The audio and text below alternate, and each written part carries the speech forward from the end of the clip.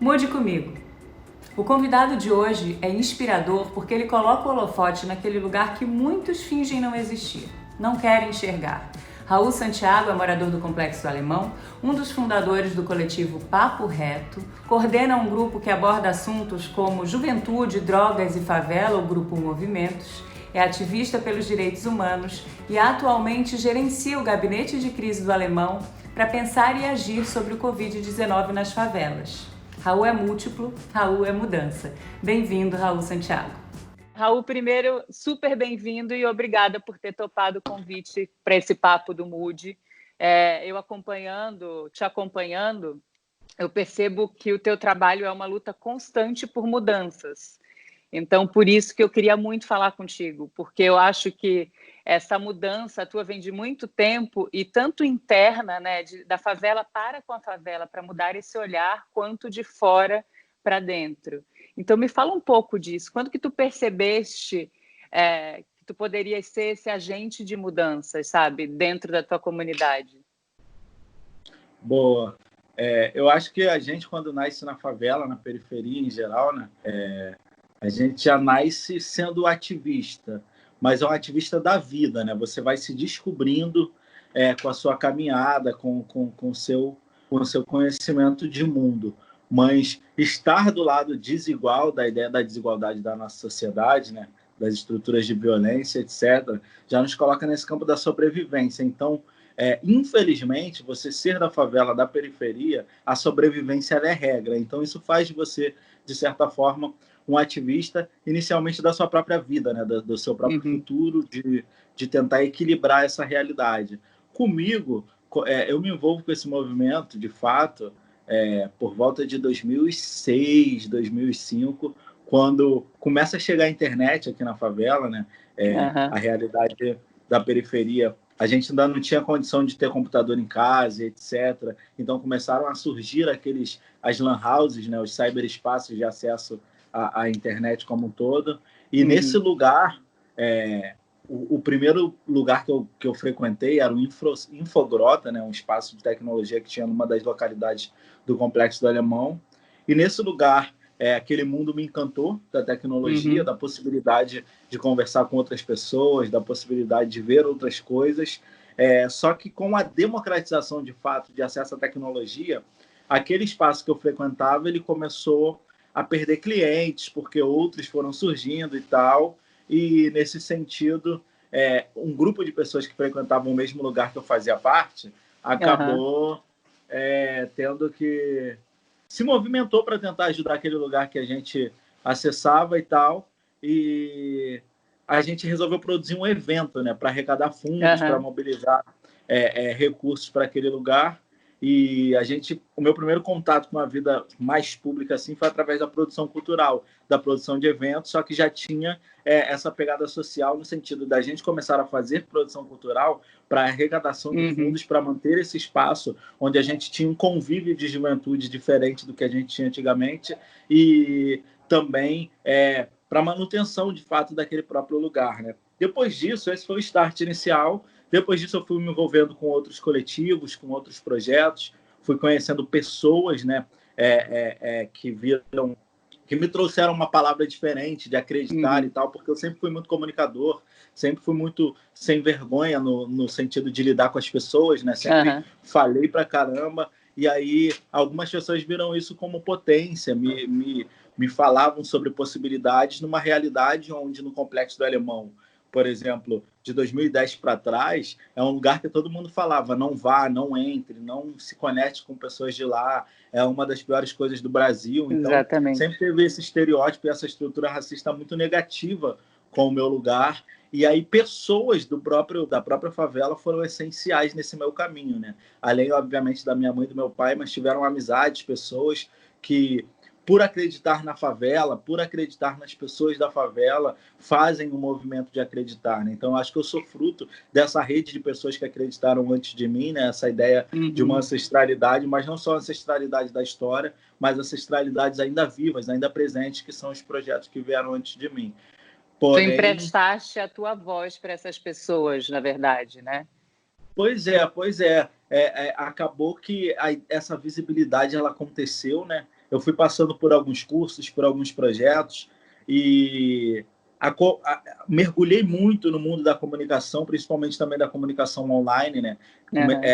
Gostei muito das redes sociais, fui tentando entender o máximo dos significados que essas ferramentas poderiam ser usadas, não só para a rede social de conexão comum, mas como ferramenta de transformação, de disputa de narrativas sobre outras realidades, quais potências isso poderia trazer, porque eu gosto muito do campo da comunicação e me tornei um ativista que tem a comunicação como ferramenta central, no sentido de que, ainda mesmo nesse período de 2010 para trás, mas ainda hoje, muitas vezes, quando a imprensa, né, a imprensa televisionada, o jornal da televisão, alguns rádios, ou mesmo o impresso, sempre que eles falavam no meu lugar era sobre uma ótica ruim, mas sem mergulhar no significado do que eram esses problemas. Então, parecia que aqui, onde eu vivo, é um foco de coisas ruins, mas quando, na realidade, aqui de dentro, obviamente, eu percebi a existência de muitas coisas ruins, de muitos problemas, mas que isso eram consequências de direitos básicos não garantidos ao longo da nossa história e da nossa existência.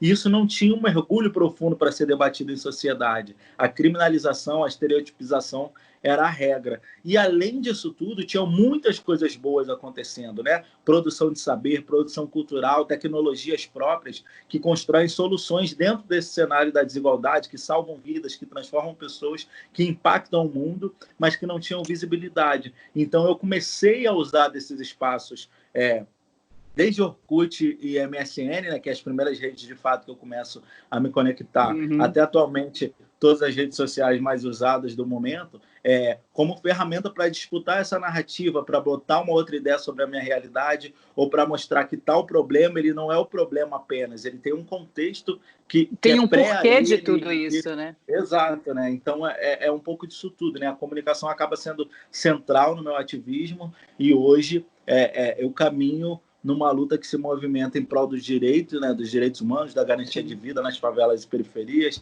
enfrentamento ao racismo, questões relacionadas ao clima e meio ambiente também. Estou nesses ganchos aí de luta social. Raul, tem uma frase tua, até anotei aqui, ó: eu caminho em utopias tentando construir o tempo em que a sociedade perceberá que a favela é a solução e não o problema. Você falou um pouco sobre isso. Eu queria saber assim de ti, tu sempre soubeste disso? Tendo crescido aí, sendo criado aí, vivendo teus filhos hoje aí, ou você também teve que mudar teu olhar para com a favela, para entender que a favela era a solução e que tem muita criatividade aí dentro, né? Tem mentes criativas, depois a gente vai falar sobre isso. Eu só queria saber se a tua visão ela moldou, também foi moldada, ou você já tinha isso dentro de ti?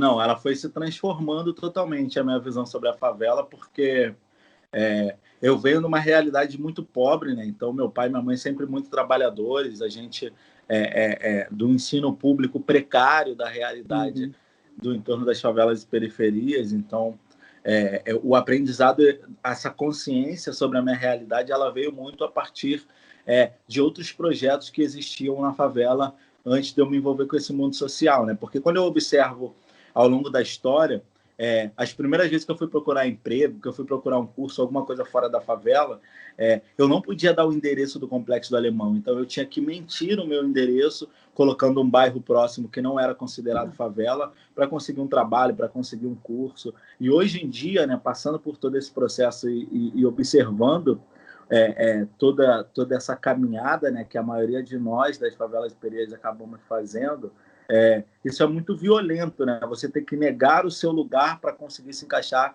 numa sociedade. Então, a gente, no início, sempre é incentivado a odiar o lugar onde a gente vive, porque só falam mal daquele lugar, como se ele fosse literalmente tentando dizer que aquilo é o resumo de tudo ruim que existe. Então, a minha transformação, a minha leitura sobre o lugar, ela foi se moldando a partir de me envolver com outros movimentos sociais, de ver outras pessoas potentes, de entender as riquezas que a favela tem, tanto culturais quanto de saberes, mas também a produção de riqueza financeira mesmo, né? Dinheiro, a circulação de empreendedores, de pessoas geniais que desenvolvem coisas importantes aqui dentro. Então, isso veio me impactando e me transformando. E hoje, eu falo, né, essas frases relacionadas à favela como potência, a favela como solução, porque quando eu olho um lugar como o Complexo do Alemão, por exemplo, aqui a gente tem pessoas de todos os tipos de pessoas do Brasil. Então a gente tem pessoas do Norte, do Nordeste, tem indígenas, tem quilombolas. Então tem uma riqueza, né, cultural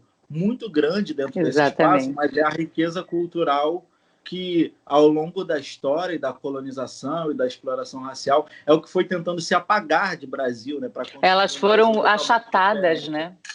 Pois é, e aqui a gente tem toda essa riqueza, então eu acho que isso deve ser valorizado, deve ser visto, e aí é sobre isso a minha narrativa, né? Sobre garantir essa visibilidade, esses direitos, esses saberes, e não ter apenas a ideia da criminalização desse espaço como a única política pública ou como única forma da sociedade não moradora de favelas e periferias lidarem ou tratarem com a gente. E aí, quando você fala das políticas públicas, assim, o que você vê algum avanço de quando tu começaste para agora? Quais os maiores avanços e retrocessos, infelizmente, né? Depois a gente também vai falar um pouco de necropolítica. Com esse governo a gente vê um retrocesso muito grande, mas quais os avanços que tu enxergas assim, ao longo da tua caminhada? Legal. Eu acho que a gente tem um país com uma democracia muito frágil, né? Inclusive, esse governo atual expõe muito dessa fragilidade. E essa, por ser frágil, ela nunca foi plena na realidade em que eu vivo, né? Nas favelas, nas periferias, com a juventude negra em geral, a gente sempre experimentou o mínimo do que outras pessoas estavam experimentando dessa ideia de democracia.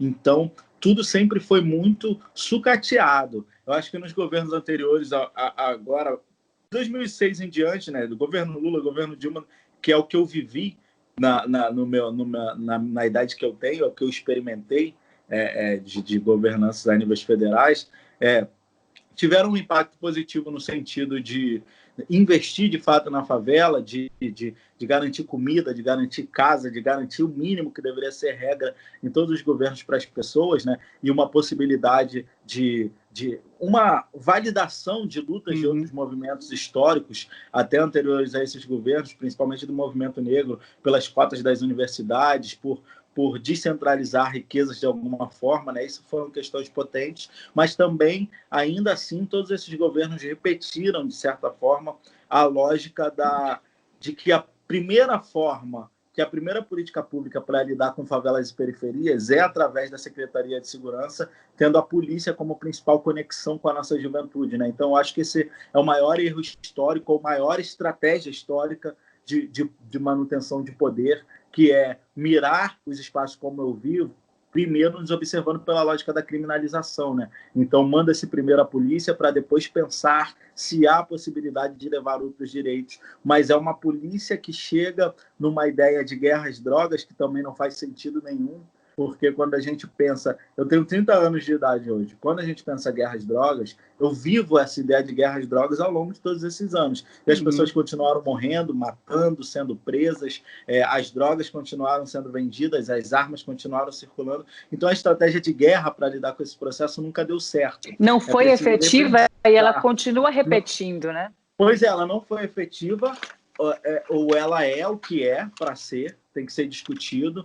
Porque até quando a gente pensa essa ideia de guerra às drogas, a parte guerra, ela tem um recorte racial, ela tem um recorte desigual. Guerra acontece nas favelas, nas periferias, sim, com as populações negras, enquanto drogas circulam em todos os espaços. Exatamente. E a gente não sabe nem o que são essas drogas, quais efeitos, quais as positividades. Açúcar é uma droga, Coca-Cola é uma droga. Então, a gente não nem discutiu sobre o que é isso, mas pessoas morrem mais pela violência da ideia de guerra às drogas do que pelo consumo dessas substâncias até então consideradas ilícitas. Então, muita coisa precisa ser repensada, e isso marca um ponto central na nossa geração também, que, passada essa ideia da abolição, né, dos vários contextos e significados de abolição da escravidão no Rio de Janeiro, pós esse período dessa virada histórica, minimamente, né, com vários questionamentos, obviamente, a guerra às drogas foi a ferramenta de controle da pobreza, de manutenção de violência racial, de corpos pobres. Então, nos últimos anos, a gente encarcerou massivamente a população negra periférica favelada e também a violência, como regra, assassinou e segue assassinando pessoas diversas, inclusive crianças, como foi recentemente o caso do João Pedro, mas também como foi com a Ágata, com a Eduarda, com tantas pessoas. Isso não faz sentido. E aí eu só tendo a perceber que a ideia de guerra às drogas significa unicamente o controle violento de corpos específicos e a principal ferramenta de manutenção do racismo na nossa geração. Então, é disputar uma outra narrativa, mostrar a potência da favela, e que não é difícil. O tanto que se gastou em operações policiais ao longo do tempo que eu tenho de vida e o mínimo que se investiu em educação, saneamento, cultura, saúde, possibilidades, os problemas hoje nas favelas, eles continuam os mesmos problemas históricos. A gente está falando de moradias precárias, está falando da não garantia de água potável em todos os lares, de moradias que não são dignas, de uma saúde que é totalmente sucateada. Então, o básico nunca foi garantido para a gente experimentar uma outra forma de sociedade, onde os direitos garantidos, obviamente a gente conseguiria reduzir violências, né? Reduzir uma série de questões graves que a gente vive. E hoje, pensando, por exemplo, no momento atual que a gente está nessa pandemia, uma pandemia global, se a gente tivesse minimamente ao longo da história tentado e conseguido garantir direitos como regra central para acabar com a violência, com as desigualdades e melhorar a qualidade de vida das pessoas, talvez a situação fosse outra. Então, hoje a gente chega num complexo do Alemão com quase 170 mil moradores, com mais de 40 mil lares, mas que a estrutura de água desse lugar foi construída há 40, 50, 60 anos atrás, quando essa favela era muito menor do que ela é hoje. Ou seja, podemos dizer que a pobreza aumentou, porque a favela cresceu, né? A sobrevivência da ocupação desse espaço de dores e amores, mas a estratégia de saneamento básico, de garantia de água potável para as pessoas, por exemplo, continuou a mesma do passado. Então, nunca se terá, com o sistema de distribuição atual, que a gente tem ainda agora, que é o do passado, por exemplo, uma garantia de que todas as pessoas vão ter água. E numa situação de pandemia global, isso eleva muito os riscos e as violências que essas pessoas vivem. Então, a garantia do mínimo seria a solução ainda para a gente resolver questões históricas. A luta ainda está rasa, né? Ainda está aqui embaixo. Pois é. Então, falando de pandemia, isolamento social, quando a gente fala desse problema gigantesco que está no Brasil inteiro, no mundo inteiro, eu queria saber como é que está sendo aí dentro o enfrentamento dessa crise de dentro da comunidade, que a gente não faz nem ideia, estando aqui no alto dos nossos privilégios, a gente não realmente escutando e querendo ouvir e aprender sobre, para que a gente realmente mude num contexto maior, né? Bom demais. A realidade está muito difícil, né? E aí a gente tem o coletivo Papo Reto, a gente tem um trabalho há mais de 6 anos, né? E antes de ser do Papo Reto, a maioria de nós passou por outros coletivos. Atualmente, o Papo Reto é o nome do coletivo que eu faço parte no Complexo do Alemão. E a gente tem conexões em várias regiões da América Latina e tem muita conexão com o movimento negro americano, principalmente a estrutura Black Lives Matter. E quando a pandemia começou a se espalhar pelo mundo e foi chegando nos Estados Unidos, nas Américas, a gente já estava observando a gravidade do que se aproximava e a dificuldade desses países superdesenvolvidos em lidar com isso, países que têm muita grana e passando muita dificuldade para tentar resolver essas questões. E aí a gente começou já a ficar apreensivo com a simplicidade do que estava acontecendo no Brasil, em especial aqui no caso do Rio de Janeiro, que acaba sendo um coração turístico do país, né? Principalmente com os mega eventos de início do ano, que são o Ano Novo e o Carnaval.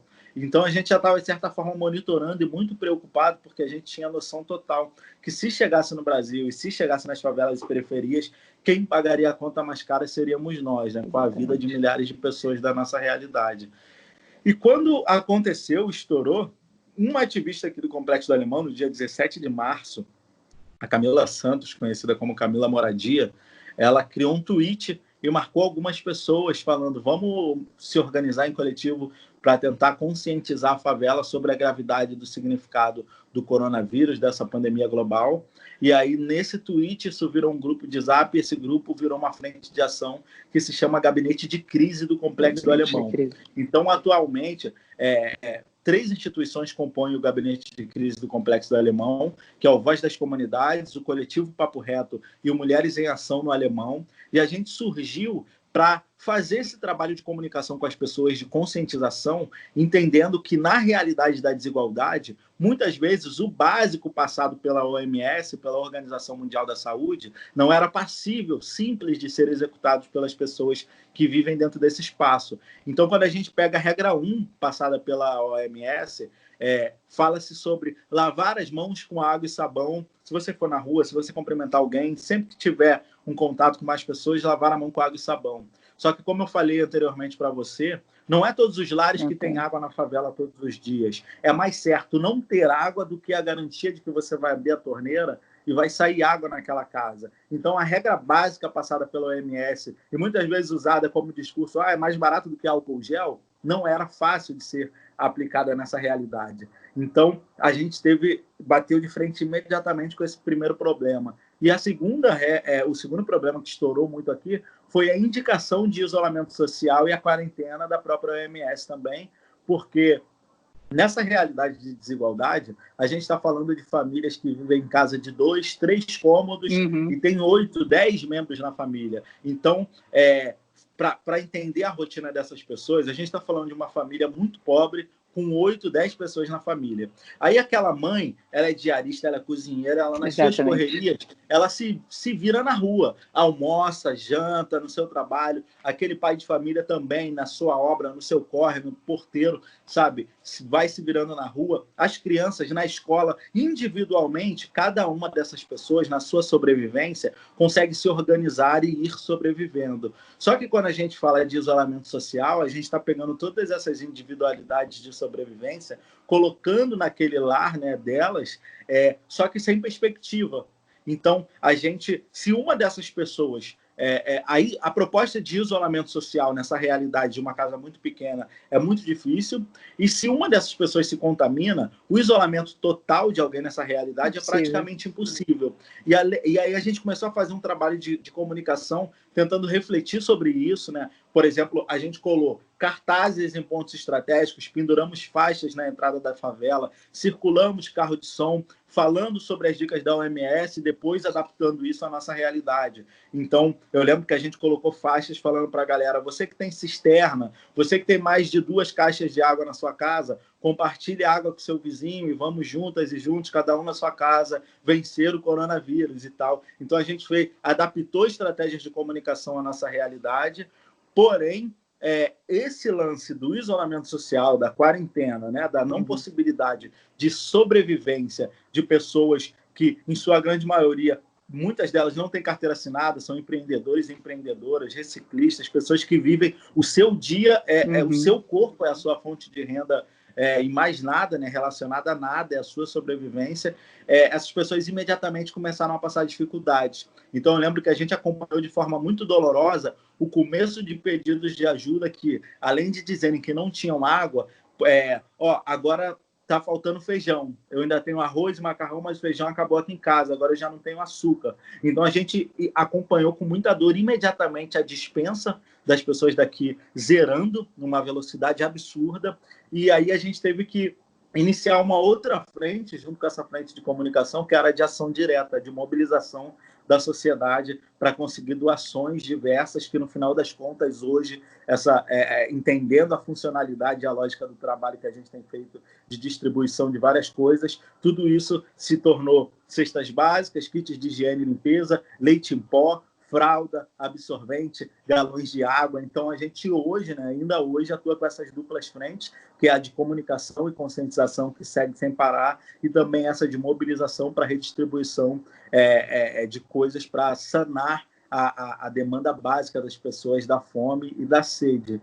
Só que esse trabalho de comunicação, ele às vezes é muito mais pesado do que carregar cestas básicas e entregar para as pessoas, porque quando a gente tem o descaso da presidência, né, na figura do Jair Bolsonaro, mas também de muitos outros governadores e prefeitos que ou estão totalmente ausentes de ajudar espaços periféricos favelados, estamos literalmente sozinhos tentando se virar sobre essa realidade, Ou você tem discursos como o presidente muitas vezes fez, tratando a gravidade do coronavírus como uma coisa menor, aquela fala dele de que é uma gripezinha e tal, o incentivo as pessoas a retornarem às ruas, a provocação de pegar na sociedade onde mais dói, que é o desemprego, né? Usar isso sem cuidado É ou o medo, nenhum. né? A política do Pois medo. isso gera muita dificuldade, porque a gente faz um trabalho de conscientização de uma semana, de 10 dias, de um mês, e aí quando o presidente fala o contrário a isso tudo, as pessoas, a gente está falando de pessoas que historicamente vivem a desigualdade, fome, sede, incerteza de emprego, porém, na realidade da pandemia, isso se agrava ainda mais, então a gente não tem informação de qualidade, a saúde está um caos, as pessoas têm fome, as pessoas têm sede, as pessoas não sabem se vão ter trabalhos, então é um caos, uma confusão de dificuldades, todas elas juntas, e aí quando uma figura que nem o presidente faz uma fala contrária aos cuidados que a gente deveria tomar, as pessoas questionam e falam, mas ele é o presidente, ele não ia falar isso se ele achasse que fosse morrer. Então, no dia seguinte, a gente tem que praticamente recomeçar o trabalho inteiro de conscientização, de explicar para a galera. Então, é bem difícil, né? Uma luta diária que também tem que querer passa de muito novo pela e acreditar comunicação. muito nessa mudança, viu? Porque é bem difícil. Tudo que você fala, a gente consegue colocar dentro da necropolítica, né? Porque é aquela escolha, esse é bom, esse não é, esse vive, esse não. Essa negação acaba sendo uma maneira de você separar, né? O que é bom para eles e o que não é bom para eles, né? E a gente vem vivendo isso ao longo de toda a história do nosso país, né? do mundo, se a gente for parar para analisar o geral. Eu queria te perguntar, Raul, você falou sobre o Black Lives Matter, o movimento. Eu queria, assim, só um parâmetro entre a ação de dentro do Brasil, do brasileiro para com o brasileiro e do brasileiro para com o estrangeiro. Como que a gente se sente muito mais tocado pelo que é lá fora? Eu te falo isso tanto agora com esse movimento, com a morte do George Floyd e tudo que ele impactou e as várias mortes aqui no Brasil e poucos movimentos foram vistos. E aí também a história da pandemia, quando a gente viu a Europa sendo atingida, foi um medo absurdo e de repente chegou aqui a gente com muito mais mortes no dia a dia, esse medo parece que não existe mais, parece, né? Eu queria que você fizesse esse parâmetro entre essa coisa do Brasil e o exterior, sabe? Como que a gente age de maneira diferente? Muito bom. Eu acho que isso passa exatamente pela discussão do Brasil como um país muito racista e muito desigual, né? Porque a gente tem como espelho, né? Até pelo mercado de consumo, pelo que é empurrado pelas publicidades em geral ao longo da história para nós, é muito americanizado, né? Então, Estados Unidos é o coração financeiro do planeta e a gente recebe informação sobre esse país 24 horas por dia. Isso influencia muito, né? Cria-se a utopia de que aquele lugar é melhor do que o nosso e a gente não consegue avançar nas discussões importantes das potências e das gravidades do nosso país. Então, um caso como o do George Floyd, que impacta todo mundo, né? Faz as pessoas postarem nas suas redes sociais, impacta e mobiliza tantas pessoas.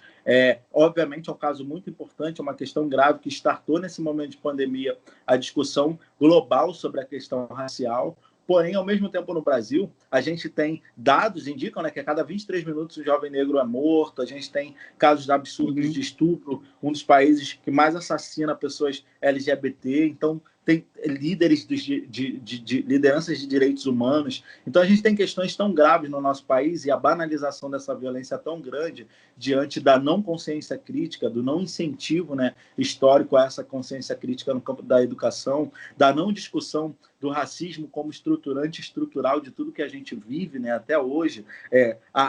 O apagamento desses significados faz a gente relaxar com o nosso próprio país, onde acontecem situações tão graves quanto, né? O que aconteceu com o João Pedro recentemente, naquela operação policial em São Gonçalo, no Rio de Janeiro, é uma coisa gravíssima e que se repete. O que aconteceu com a Ágata, ou com o Eduardo aqui no Complexo do Alemão, com a Eduarda no Acari, recentemente o jovem pegando cesta básica na Rocinha, sabe?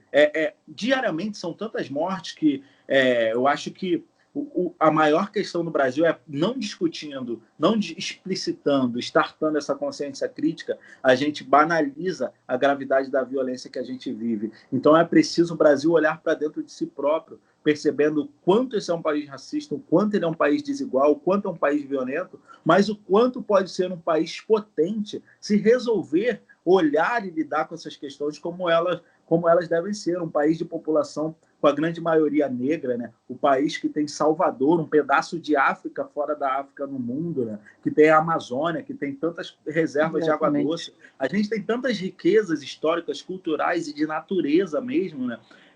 E a gente não consegue mergulhar nisso tudo porque o racismo é central, o privilégio ele continua pautando os caminhos das coisas. E é por isso que a sociedade se espanta com a gravidade do que faz o George Floyd, mas acha que pena, que triste que mais uma pessoa morreu numa favela. E isso diz muito sobre toda a estrutura da conversa que a gente está falando, do porquê esse lugar sofre mais com a pandemia, de violência policial, porque ainda naquele campo da guerra às drogas, a guerra às drogas, além de não existir, por conta daquele recorte que eu falei, que a guerra ela tem endereços, corpos específicos que vivem a guerra, essa estrutura de entender que o espaço da periferia é o lugar onde acontece a guerra, né, que foi empurrado para nós isso ao longo da história, nos coloca como se a gente fosse menos humanos, né? Os vilões, né?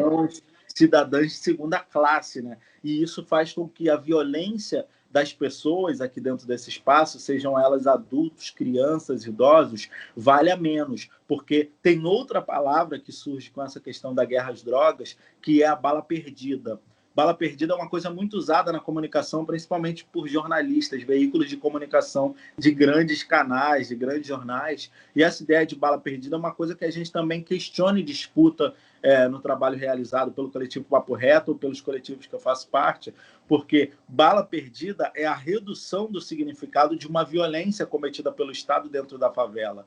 Porque quando a gente pega um histórico de lugar como o do Rio de Janeiro, onde a corrupção histórica da própria corporação policial faz com que muitas armas estejam sim nas mãos de civis não militares, a estrutura de exploração e de cruzamentos corruptos, né, de políticas, de polícia, de poderes, faz o Rio de Janeiro ter uma das maiores milícias da América Latina, né, a milícia do Rio de Janeiro, que vem crescendo e hoje é tão grande como a primeira maior facção criminosa aqui do país, né? Então é muito confuso essa realidade, é muito grave, e esse cenário quando o Estado assume que a única estratégia que ele tem para lidar com essa questão como um todo é colocar polícia, blindados, helicópteros dentro de um espaço que todo mundo sabe que também há civis que se armaram diante da corrupção histórica do país, a gente aceita que vai ter confronto, porque obviamente vai ter confronto,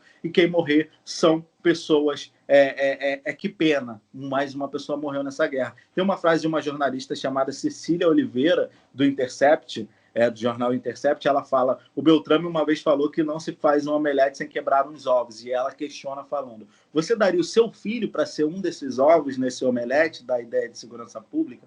Então é sobre isso, né? A gente não pode aceitar mais que 1, 10, 100 pessoas continuem sendo assassinadas numa lógica de guerra às drogas que nunca criou solução e segue aumentando o problema, né? Ela foi zero efetiva, né, ao longo dos anos, isso é perceptível. Aí você está falando da de mudança. Todos os lados, né? Você fala da mudança, dessa mudança geral, né? A mudança, então, ela acaba sendo interna, pessoal, assim como a mudança do Brasil precisa ser interna também, né? Você acha que a gente consegue causar mudança de uma maneira micro também, individual, para que cause um impacto maior, ou ela precisa ser macro de alguma forma? Eu acho que o macro ele já acontece, né? Ao longo da história, o macro sempre existiu com a conexão de vários grupos, de várias lutas, de várias histórias. Mas o micro ele é central, né? Porque, por exemplo, olhando para a comunicação, eu hoje também discuto a narrativa de que não existe imparcialidade, por exemplo, no jornalismo. O jornalismo ele é parcial, ele tem recorte.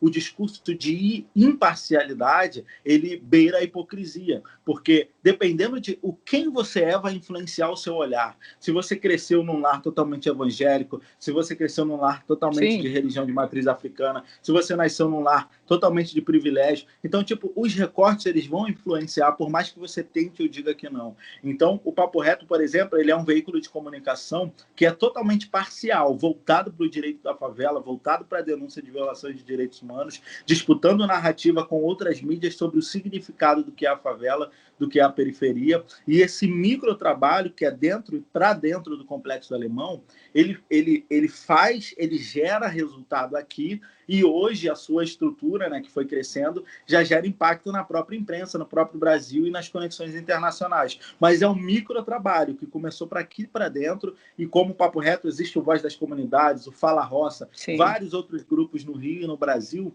que desenvolvem esses microtrabalhos. E quando a gente pensa individualidades, né, tendo essa consciência crítica que eu tenho hoje, a minha relação dentro de casa com as minhas crianças, ela é diferente. Então, impacta dentro do meu lar, impacta no futuro geracional da minha família. Eu acho que o micro, ele é central. É por isso que todas as pessoas hoje, elas têm que fazer um exercício, por mais doloroso que seja, ou por mais difícil, de executar a escuta de vozes, de diferentes vozes que não vão totalmente condizentes com aquilo que aquela pessoa acredita. Isso. Então é importante a gente estar atento ao que está sendo dito e pensar como essa pessoa chegou a essa formulação de ideia. Então, por exemplo, quando a gente fala que o Brasil é um país racista, que o Brasil é um país privilegiado, a gente não está falando para as pessoas brancas, para as pessoas que vivem no privilégio, pega tudo que você tem, vira, sabe, vai doar tudo para o mundo, vai começar uma vida do zero. Não, a gente só está provocando as pessoas a refletirem que o problema do racismo não é um problema do preto. O problema da violência na favela não é um problema só da favela, é de todos nós, é da sociedade.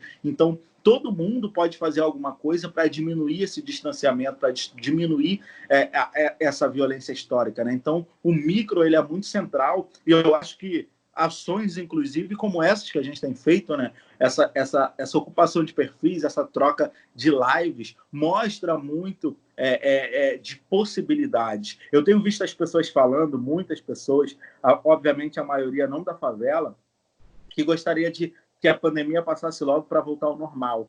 Nós, da favela, a gente não quer voltar ao normal. A gente não... O normal para a gente já é muito violento, já é muito desigual. Exatamente. E agora a pandemia, ela acentuou essa desigualdade, como se tivesse tirado o pano que cobria o absurdo ainda existente no nosso país e mostrado o quanto é profundo e o quanto é largo o abismo da desigualdade, da violência racial. E a gente sabe que tende-se a piorar por conta que, de fato, a pandemia impactou financeiramente o mundo, impactou nas estruturas, nas organizações. Então, a gente pode se organizar agora para reduzir a velocidade do crescimento desse abismo da desigualdade, ou a gente pode ignorar e ir caminhando por um país que vai se tornar, de fato, muito violento, porque eu acho que eu vejo as pessoas negras, periféricas da favela, eu acho as pessoas tão calmas diante da violência tão grave que a gente vive todos os dias. Isso, para mim, é exemplo. É isso que me inspira de, tipo assim, irmão, como a gente não destrói tudo com a violência que a gente vive. Então, tipo assim, é um povo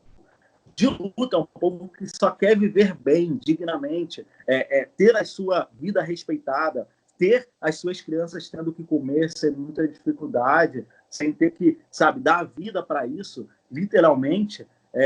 Só que eu acho que se a gente mergulhar num limbo de não discutir as questões urgentes que a gente precisa discutir, lavar a roupa suja histórica do nosso país, a gente tende a caminhar para um abismo até de violência maior, né, entre a sociedade como um todo. Eu acho que essas discussões que a gente tem feito é um chamado reflexivo para a população de que é possível sim mudar. Eu acredito que é possível mudar. Eu acredito que esse país ele pode ser menos racista, ele pode ser uma das grandes potências mundiais, como já é, inclusive pode ser um país a puxar as questões relacionadas a clima, a convivência com a natureza, a redução de plástico, a valorização de rios e oceanos, né? Reduzir a quantidade de pessoas encarceradas ou mortas. O Brasil ele tem tantas potências por esse seu tamanho continental, só que a gente não consegue conectar essas pontas porque a estrutura de exploração violenta, de racismo, que sobrevive dessa desigualdade acaba pautando muito, né? Mas o micro, ele é mais importante, eu acho, do que o macro, porque o macro ele já está aí, a gente já sabe aonde ir quando algo é necessário, mas essas microconexões é o que fortalece a existência desse macro, né? Eu vou te mostrar, eu tenho uma tatuagem aqui no meu braço, não sei se vai dar para ler. Acredite. Acredite, né? Esse acredite, ele é uma ferramenta minha enquanto indivíduo. Todo dia eu desacredito, todo dia eu desacredito. Quando eu recebo mensagem de que mais uma criança foi assassinada, de que mais um indígena foi assassinado, mais um quilombola, mais desmatamento, mais fogo na Amazônia, é muito caos, né? E a gente que é ativista de direitos humanos acaba sendo para-raio de informações muito dolorosas. E isso chega o tempo inteiro num país tão grande como o nosso e tão violento e desigual. Então é isso, né? Eu estava falando que esse acredite ele é uma ferramenta, né? Então a gente... Você vai lembrando de pessoas no Brasil inteiro que continuam na sua estão luta. Fazendo também, que estão lutando, e esse acreditar é a minha ferramenta de seguir. Então, acho que essas individualidades, elas importam, e essas ações que a gente tem feito de tentar levantar novas vozes é um start, é um início legal, de pessoas pretas ocupando perfis com muitas visibilidades, provocando os seguidores dessas pessoas, né, com lives, com novas informações. Isso é legal, a gente precisa disso, dessa troca, dessa provocação, né, para construir um novo Brasil. Infelizmente foi preciso vir uma pandemia para que as pessoas percebessem, né, a falha, né, que vem cometendo ao longo dos anos, e eu acho que é por aí, é realmente olhar, admitir o erro, para que esse erro seja sanado. E aí, aquela frase lá no início tua, que eu falei, né, sobre a favela ser a solução, e te escutando, são assuntos muito densos, que machucam, eu imagino, muito mais a ti, mas que fazem repensar. Mas aí eu fui abrindo um sorriso e fui começando a acreditar nessa mudança também, como a tua tatuagem fala, porque você vê que a mudança está realmente aí. Em quem mais sofreu e que se incomodou, vocês têm a resposta para isso, vocês têm a solução. É a gente realmente parar para olhar para vocês que tem essa solução e abrir espaço para essas pessoas, sabe? Porque te acompanhando eu vejo que tem um trabalho muito sério e de muita vontade por tudo isso. Eu acho que até a agência Brecha, né, que vocês montaram, aí é um grande exemplo disso, de você realmente olhar para dentro e falar, vamos contar a nossa história, né? Não deixe que os outros contem, a gente tem essa possibilidade, a gente é criativo o suficiente para isso. Eu acho que sim, a favela é a solução. Conversando contigo, eu fui abrindo um sorriso. Eu falo uma coisa que é pesada, né, sofrida, ela se torna leve com a tua fala, quando a gente escuta. Parabéns pelo teu trabalho. É muito bonito de ver o que você faz mesmo, de se aplaudir e de querer agir junto. Espero fazer a diferença internamente aqui para que eu atinja o macro e que as pessoas que assistam esse vídeo também. E uma outra perguntinha rapidinha para ti. Eu queria só saber se a comunidade do alemão ela mudou, o complexo alemão mudou hoje do que era para ti, do Raul adolescente, do Raul menino para os teus filhos hoje. Como é que você vê essa diferença, o impacto que você vem causando e o mundo em geral? Assim? Legal. Eu acho que tem um avanço, né?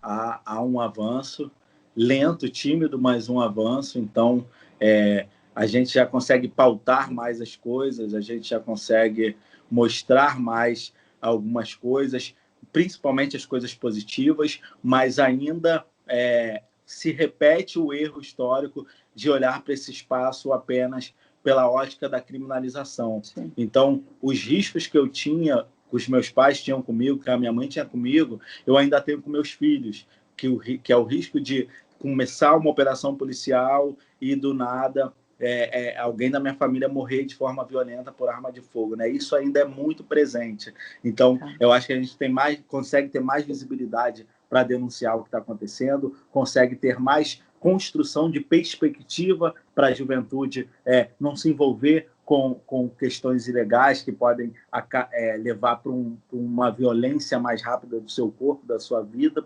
A gente tem uma outra estrutura, porém, confesso que nesse momento de pandemia, né, o pós-pandemia muito me assusta, porque a desigualdade o corte, né, quando situações difíceis acontecem, a população mais pobre é quem sofre o corte imediato na sua carne. Então, eu tenho muito medo de uma tendência ampla, de um grande desemprego, de um retorno da fome de níveis absurdos, né? E do que esse desespero pode construir. Então, acho que a gente veio num campo de tímidas evoluções, mas isso tudo está em xeque nesse momento que a gente está vivendo, e é por isso que a gente precisa discutir o máximo possível, por mais cansativo que seja, essas questões tão graves, urgentes e importantes, para a gente não deixar o Brasil mergulhar numa coisa mais profunda e para que a gente aprenda com isso e comece um processo de transformação histórico para a realidade da gente, né? Mas o alemão é o meu lugar, é o lugar que eu amo, né? É a minha raiz, é a minha história, é a minha escola, e eu tento passar esse lado positivo para os meus filhos, explicar os problemas que a gente vive, mas está muito mais tranquilo do que já foi no passado. Há mais perspectivas e possibilidades, apesar de tudo. Está caminhando. Junto, Raul, se tu tiveres que indicar pessoas para a gente seguir, para a gente se informar mais, saber mais dessa tua realidade, dos trabalhos que tu vem fazendo e todo o teu entorno, né? Eu sei que são muitas pessoas juntas, são coletivos. Indica para a gente, me fala uns 3 nomes para a gente seguir, para a gente ler. Eu acho que nesse momento da pandemia, o gabinete alemão, né, que é o trabalho que a gente tem feito em todas as redes, é uma coisa legal para se acompanhar. O gabinete alemão, ele é feito por 3 instituições, e a gente só segue essas 3 instituições, que é o Voz das Comunidades, o Papo Reto e o Mulheres em Ação no Alemão. Então, é um bojo ali bem interessante para você entender de complexo do alemão, mas se for para a gente pensar questões de discussão racial a nível nacional, tem um portal de São Paulo que se chama Alma Preta, que é muito maravilhoso. Alma Preta é importantíssimo para a gente seguir. Eu acho que uma pessoa muito importante que está fazendo um trabalho, uma disputa incrível sobre o significado disso tudo hoje é o Silvio de Almeida. Silvio de Almeida é um cara gigante, maravilhoso, professor, historiador antirracista que está passando Comecei a o livro mensagem. dele antes de ontem, muito bom. Ale, muito bom. Bom demais. É isso, é o cara. Indica aí o livro, é muito bom. Racismo estrutural, né? Vale muito a pena ler. Eu acho que a informação é vital para a gente realmente causar uma mudança. Última pergunta, me fala o que é mudar para ti. Se eu te der um #mude, o que é isso para ti? Eu acho que mudar é viver tranquilo, né? E não só sobreviver. Mudança seria viver plenamente, não só sobreviver. E essa é a tua luta para a periferia, para as comunidades. É isso, favela. Sim, exatamente. Raul, mais uma vez, muito, muito obrigada e parabéns pelo teu trabalho, de se bater palma e de trazer esperança para a gente continuar acreditando, sim. Viu? Obrigada mesmo. Eu que agradeço também esse papo aqui contigo. Tamo junto.